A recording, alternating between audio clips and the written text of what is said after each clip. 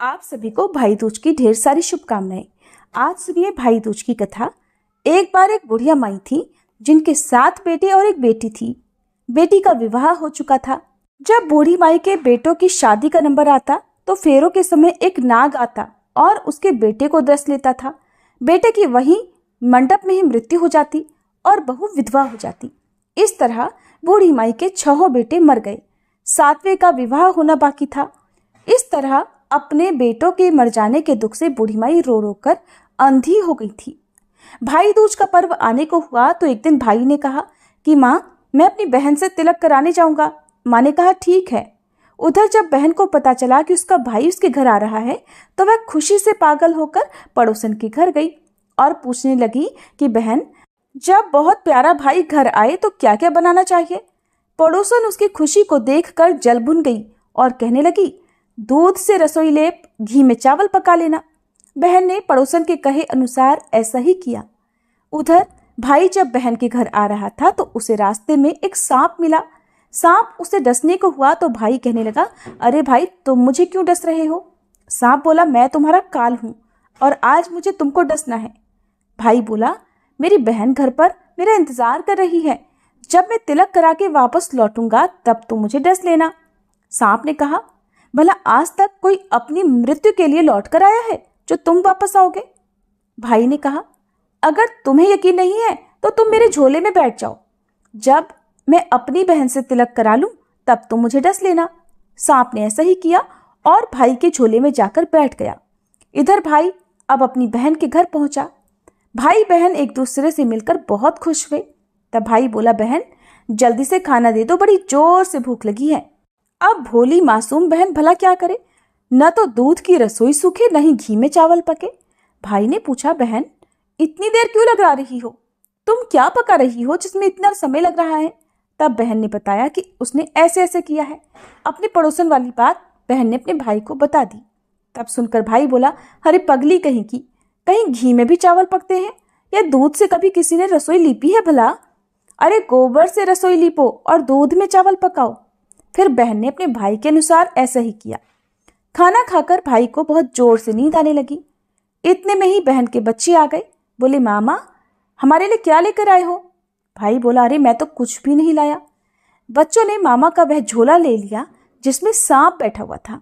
अब जब बच्चों ने जैसे ही वह झोला खोला तो उसमें तो एक सुंदर हीरे का हार निकला। बहन ने कहा, भैया तुमने बताया नहीं कि तुम मेरे लिए इतना सुंदर हार लेकर आए हो। भाई बोला, जिसे हैरानी तो हुई। तब वह कहने लगा, अच्छा बहना, तुम्हें पसंद है तो तुम ही ले लो, मुझे भला हार का क्या करना। अगले दिन भाई अपनी बहन से बोला, बहन अब मुझे घर जाना है, मेरे लिए तुम खाना बनाकर रख दो।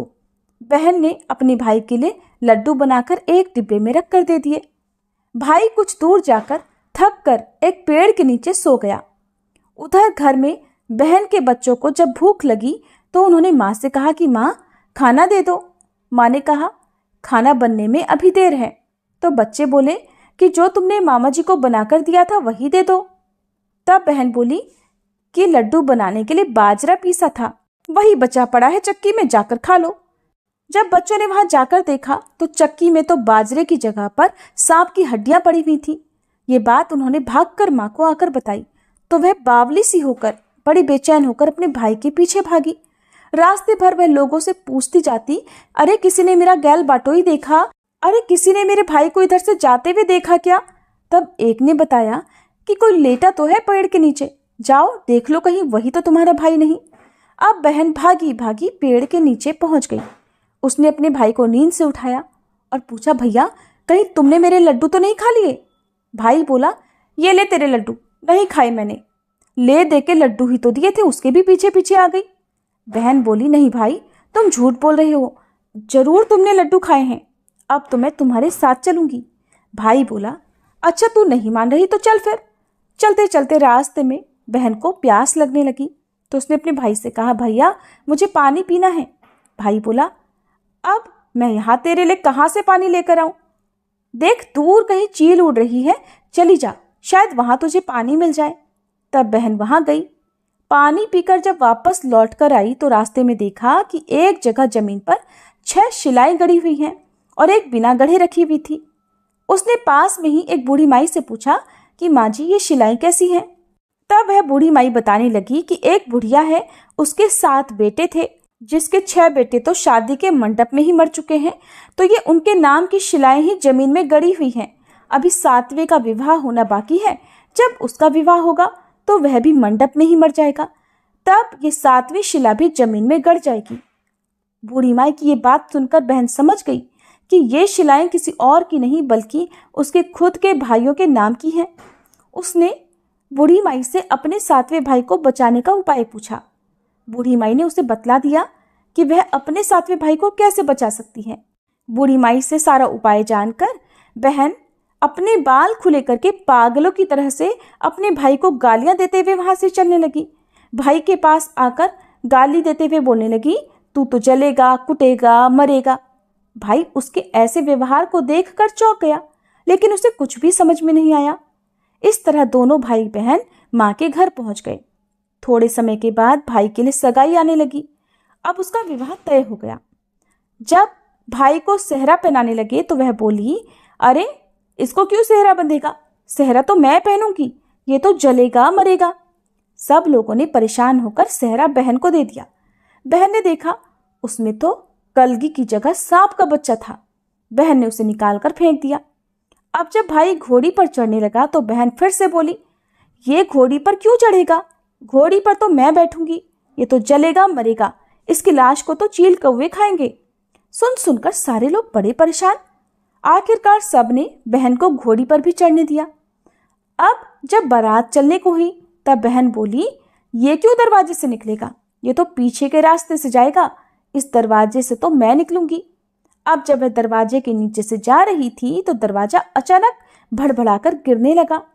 बहन ने एक ईंट उठाकर अपनी चुनरी में रख ली। दरवाजा वहीं का वहीं रुक गया। देखकर सभी लोगों को बड़ा आश्चर्य हुआ। अब रास्ते में एक जगह बारात रुकी तो भाई को एक पीपल के पेड़ के नीचे खड़ा कर दिया। बहन कहने लगी, अरे ये क्यों छांव में खड़ा होगा? ये तो धूप में खड़ा होगा। छांव में तो मैं खड़ी होंगी, जा तू धूप में खड़ा हो। भाई धूप में खड़ा हो गया। अब जैसे ही बहन पेड़ के नीचे खड़ी हुई, पेड़ गिरने लगा। बहन ने एक पत्ता तोड़कर अपनी चुनरी में रख लिया और गिरता हुआ पेड़ वहीं का वहीं रुक गया। अब तो सबको विश्वास हो गया कि ये बावली कोई जादू टोना सीख कर आई है, जो बार बार अपने भाई की रक्षा कर रही है। ऐसा करते करते फेरों का समय आ गया।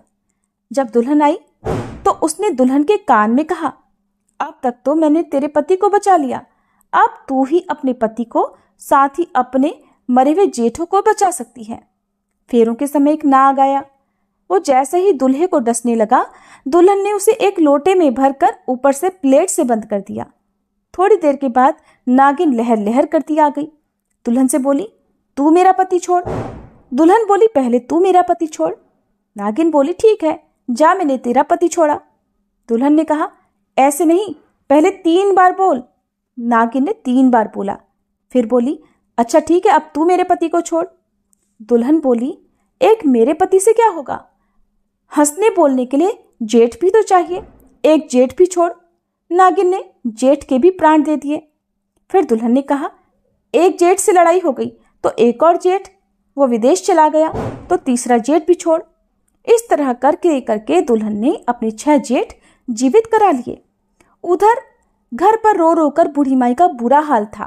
वो घर पर बैठकर रोती जाती और सोचती जाती कि अब तो मेरा 7वां बेटा भी बाकी बेटों की तरह मर जाएगा। गांव वालों ने तभी उसे बताया कि उसके तो 7 बेटा और बहुएं भी साथ में चली आ रही है और बारात आ रही है दुल्हन को लेकर। तो बूढ़ी माई बोली, अगर ये बात सच हो तो मेरी आंखों की रोशनी वापस आ जाए और मेरे सीने से दूध की धार बहने लगे। ऐसा ही हुआ। अपने सारे बहू बेटों को देखकर बूढ़ी माई तो बहुत खुश हुई। फिर बोली, ये सब तो मेरी बावली का किया हुआ है, कहाँ है मेरी बेटी? अब सब बहन को ढूंढने लगे। देखा तो वह तो भूसे की कोठरी में सो रही थी। जब उसे पता चला कि उसका भाई सही सलामत है, ये सुनकर वह अपने घर को चलने लगी। उसके पीछे पीछे सारी लक्ष्मी भी जाने लगी। बूढ़ी माई ने कहा, बेटी पीछे मुड़ के देख तो, तू तो सारी लक्ष्मी ले जाएगी तो तेरे भाई भाभी क्या खाएंगे?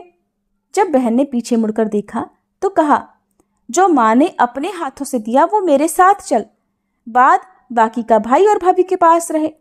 इस तरह एक बहन ने अपने भाई की रक्षा की।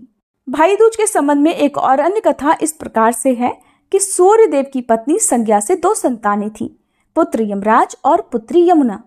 संज्ञा सूर्य का तेज सहन न करने के कारण अपनी छाया मूर्ति का निर्माण करके उन्हें ही अपने पुत्र पुत्री को सौंपकर वहां से चली गई। छाया को यम और यमुना से अत्यधिक लगाव तो नहीं था, किंतु यमुना अपने भाई यमराज जी से बड़ा स्नेह करती थी। यमुना अपने भाई यमराज के यहाँ प्रायः जाया करती और उनके दुख सुख की बातें पूछा करती। तब यमुना यमराज को अपने घर पर आने के लिए आमंत्रित भी किया करती, किंतु व्यवस्था और अत्यधिक दायित्व के कारण वे उसके घर नहीं जा पाते थे।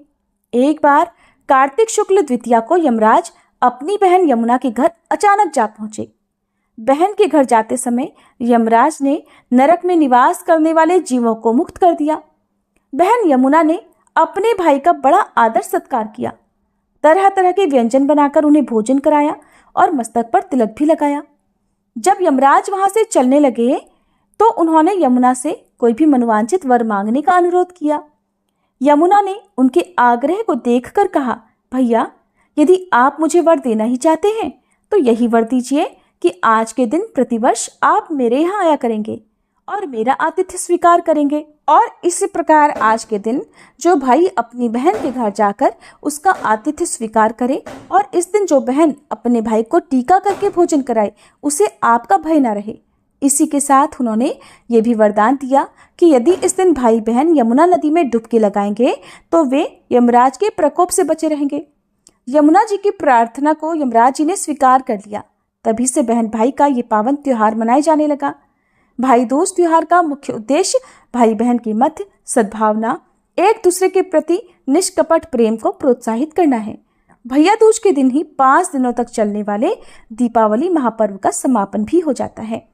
जिन लोगों की खुद की सगी बहन ना हो तो ममेरी, फुफेरी या मौसेरी बहनों को उपहार देकर भगवान का और यमराज जी का आशीर्वाद प्राप्त किया जा सकता है।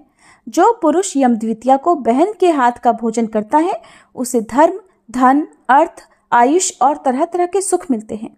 साथ ही यम द्वितीया के दिन शाम को घर में दीपक जलाने से पहले घर के बाहर 4 बत्तियों से युक्त दीप जलाकर दीपदान करना भी फलदायी होता है। भाई दूज के दिन ब्रह्म मुहूर्त में उठकर स्नान ध्यान करने के बाद घर के मंदिर में बहनें घी का दीपक जलाकर भगवान का ध्यान करें। इसके बाद इस दिन यमराज जी और यमुना जी के साथ भगवान गणेश और भगवान विष्णु की भी पूजा करें। फिर पिसे चावल से चौक बनाने की भी परंपरा बहुत सी जगह पर है। इसके बाद बहनें भाई को तिलक लगाएं और फिर आरती उतारें। आरती करने के बाद हाथ में कलावा बांधें और मिठाई खिलाएं। इसके बाद बहनें भाई के हाथ में नारियल दें और फिर भाई को स्वादिष्ट भोजन कराएं। भोजन के बाद भाई बहनों को उपहार दें और चरण स्पर्श करके उनका आशीर्वाद लें। इस तरह से भाई दूज की पूजा की जाती है। ये थी आज की वीडियो। अगर आपको कथा और जानकारी पसंद आई हो तो वीडियो को लाइक करना मत भूलिएगा।